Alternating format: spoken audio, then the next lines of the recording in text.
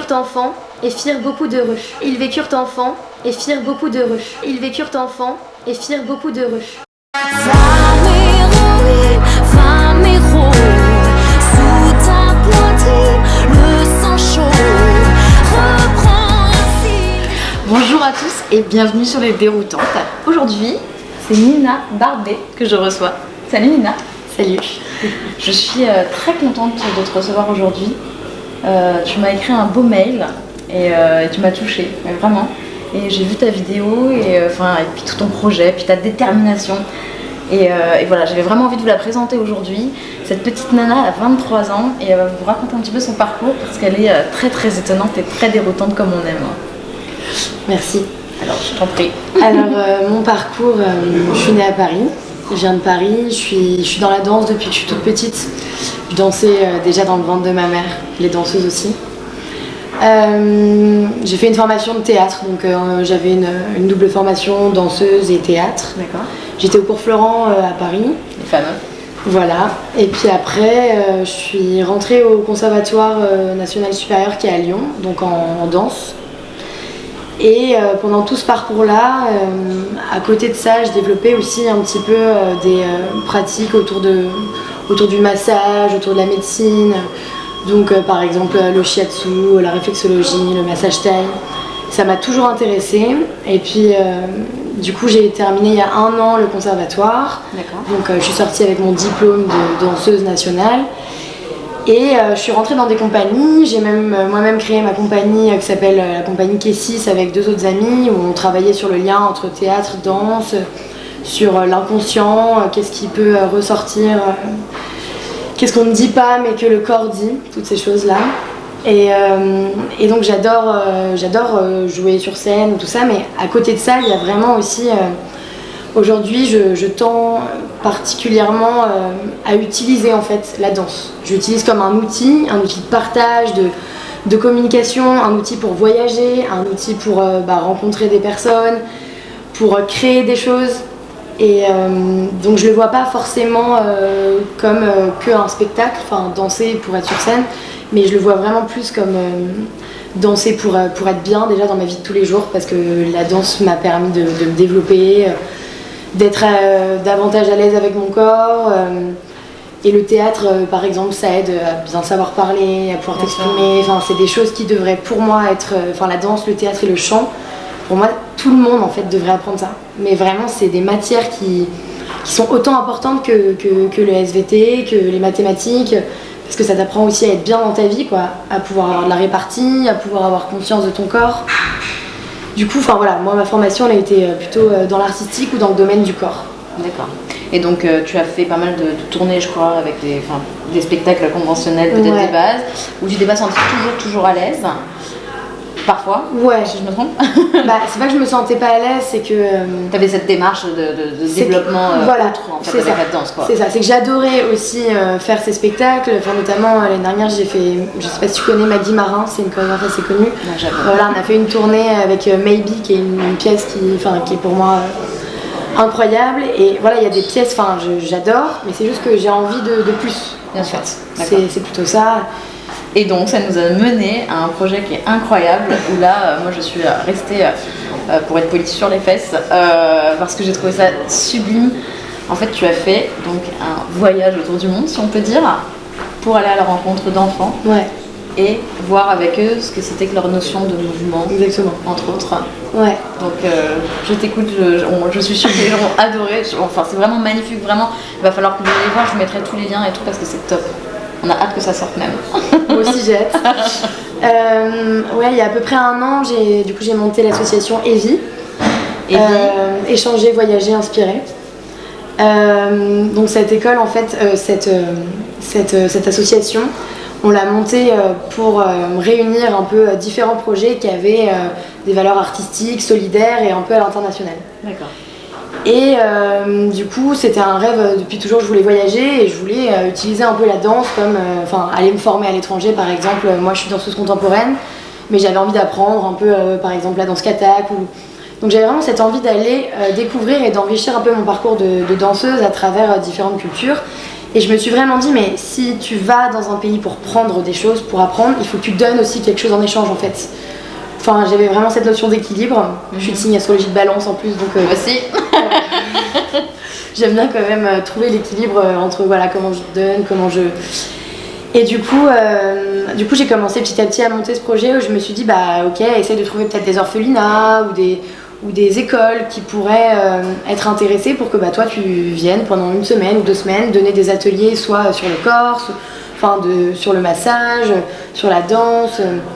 Et puis de fil en aiguille, ça s'est concrétisé, il y a des gens qui ont commencé à rejoindre le projet, à m'aider, puis on a eu cette idée de réellement créer un film.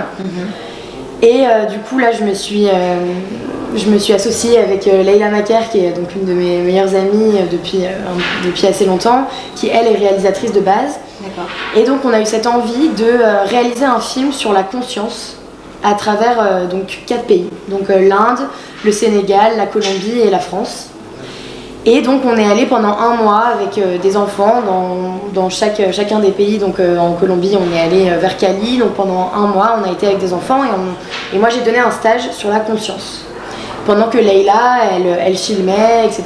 Et donc c'était aussi tout un atelier sur le film, le cinéma, enfin on faisait découvrir aux enfants, l'idée c'était vraiment de partager avec eux, tu vois, on n'était pas là pour leur apprendre des choses.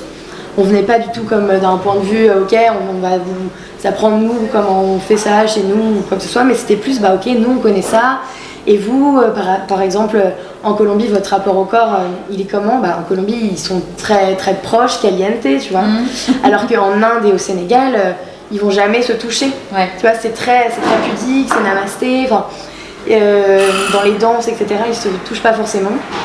Et du coup, c'est un peu cette idée de voir comment d'un pays à l'autre, la conscience du corps est vue différemment, comment on a besoin en fait de ça, parce que par exemple, les massages, ça aide à te retrouver, à te faire du bien, à l'autre.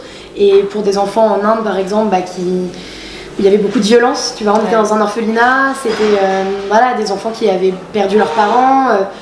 Je pense qu'ils avaient eu un contexte très très compliqué, et au début par exemple les massages ils se tapaient mais tout le temps, et nous on était là, oh là là, mais qu'est-ce qu'on fait, on continue, parce que tu vois ils avaient la tête de l'autre dans la main, ils la lâchaient et paf, tu vois, il pouvait y avoir des petites choses comme ça, et en fait au bout de quelques jours, parce que c'était leur jeu et c'était leur manière de se dire je t'aime, en fait ils faisaient que ça, tu vois, c'était vraiment une manière à eux de s'embêter continuellement.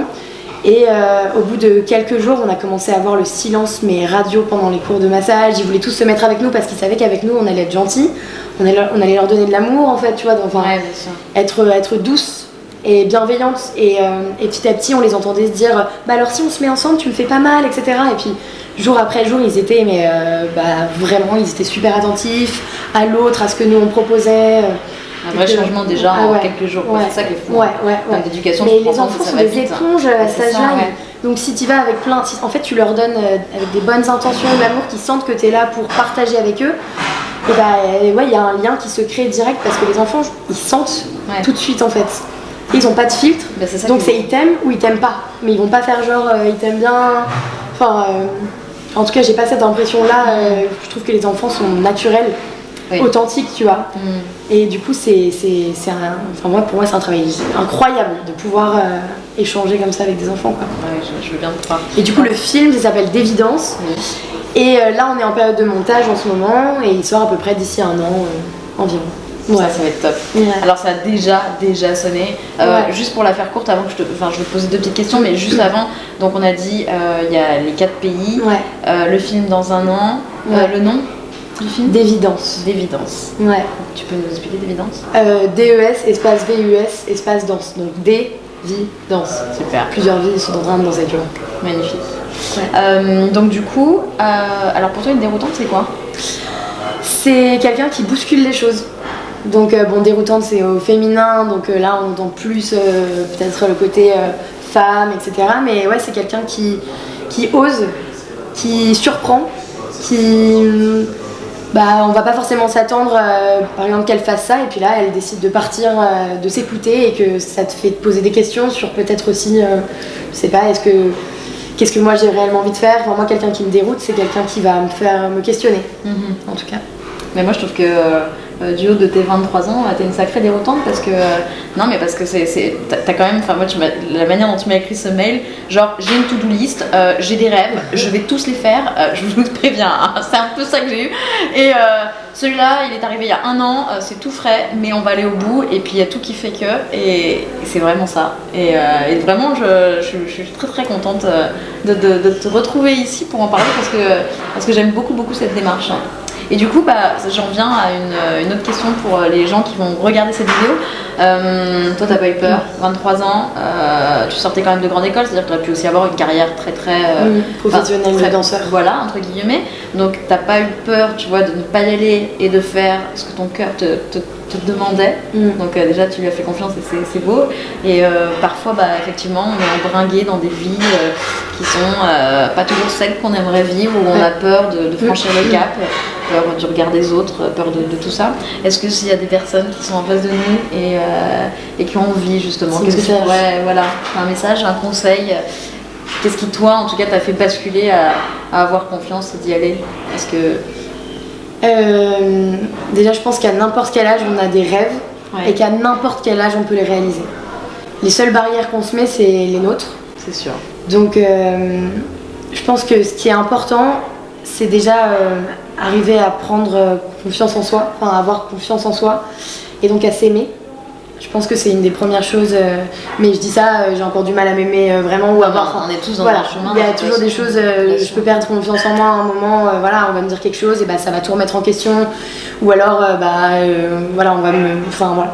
C'est humain, je pense, on est mouvement, on l'a dit tout à l'heure. C'est ça, mais du coup, en tout cas, avoir confiance en soi, s'aimer, s'entourer des bonnes personnes, c'est déjà le premier énorme pas. Et ensuite, je pense qu'il faut réussir à se reconnecter à ses rêves parce que quand on était enfant, on a tous eu. Il y a des choses je sais pas, certains aimaient être avec des animaux, d'autres avaient envie, ce besoin d'aider les gens, d'autres de voyager. Et parfois, on a mis un peu la sécurité avant nos rêves. Parce que la société nous a dit de faire ça. La société nous met dans des cases telles que choisis ton métier, dans quel cadre tu veux être, dans quelle case, etc. Alors nous, on a l'impression que c'est la seule solution, le seul chemin où on étouffe. Et du coup, je pense qu'on a le droit de vivre. C'est un devoir de vivre. Et plus on va rayonner, enfin plus nous, on sera bien avec ce qu'on fait, plus autour de nous, les gens aussi après seront bien. Et voilà, moi je sais que j'ai aussi un peu cette démarche d'envie de me connecter avec des gens, de partager avec des gens, de pouvoir, à ma petite échelle, si je peux un peu donner d'amour et d'aider, c'est aussi ce que j'ai envie de faire, tu vois, c'est pour ça que je t'ai contacté parce que tous tes petites citations chaque jour, moi me faisaient vraiment du bien, j'aimais ta démarche de comment tu pensais aussi et j'ai eu envie de connecter avec toi, tu vois. On est en train et c'est on est en train. Ouais. Alors c'est fini, on arrête, je vous promets. Mais j'ai lu une petite citation sur ta page, sur toutes tes pages. Est-ce qu'elle vient de toi? Ils vécurent. Ah, ils vécurent heureux et firent. Non, ils vécurent enfants et firent beaucoup d'heureux. C'est pas beau ça? Ouais. Tu peux la répéter? Non mais moi je l'adore. C'est de qui? Je sais même pas. Oh mince. Bon du coup je vais pouvoir la voler parce que je la trouve trop canon. Ouais. Merci Nina. C'est ils vécurent enfants et firent beaucoup d'heureux. Si c'est pas beau. Ouais, garder son âme d'enfant. Oui, grave. Je pense qu'on peut terminer là-dessus. Bon, comme vous le savez, nous, on continue en podcast, donc vous pouvez écouter la suite de nos conversations parce qu'il y a encore trop de trucs à raconter et vous le savez, c'est trop court en vidéo, on ne peut pas trop vous saouler, quoi. Donc, Nina, merci, c'était canon et nous, on continue toutes les deux et je vous dis à très vite avec une superbe déroutante. Très vite.